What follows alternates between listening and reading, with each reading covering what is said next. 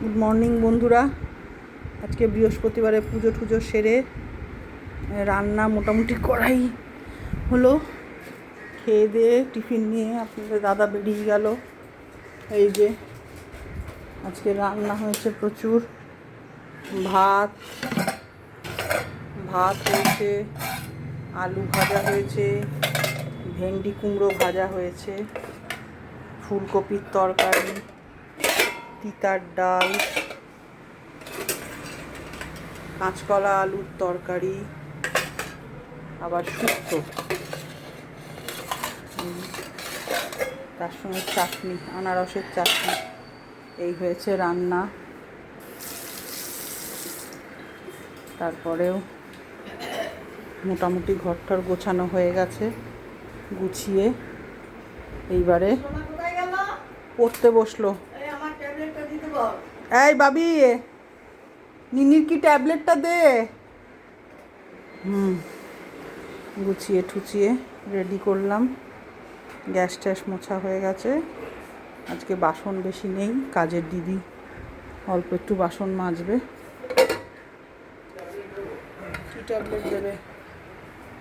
কী tablet? হ্যাঁ, Calpol 650। এইসব গোছানো হয়ে গেছে। টুকটাক বাসন মেজে রাখলাম। আমি এইসব ফাইবারের থালা ফালা দিই না মাজতে। এগুলো একটু দামি ভালো থালা তো, আমি নিজেই মেজে নিই লিকুইড দিয়ে। এই সব কাজ হয়ে গেছে, মোটামুটি কাজ সারা। আপাতত এবার ডাস্টিং করব, আর ডাস্টিং করলেই হয়ে যাবে। এই তো কাজের দিদি এসছে, ঘর মুছবে, বাসন মাজবে পরে। সকালবেলা একবার মেজে দিয়ে গেছে। সকালবেলা ঘর দুয়ার মেজে এই পুছে ঝাড় দিয়ে পুছে পরিষ্কার করে দিয়ে গেছে। এইবারে আবার এই বেলায় আবার বেলায় আসবে একবার। আসলে বেলায় আবার বাসন মাজবে, খাওয়ার বাসন। পেপারগুলো অনেক জমে গেছে এখানটা, টি টেবিল থেকে সরিয়ে দিই। পেপারগুলো সরিয়ে ওই দিকে রাখি। কাজ শেষ মোটামুটি। ডাস্টিং করবো ব্যাস, তাহলেই হয়ে যাবে। পেপার টেপার গুছিয়ে রেখে দিলাম এইখানে।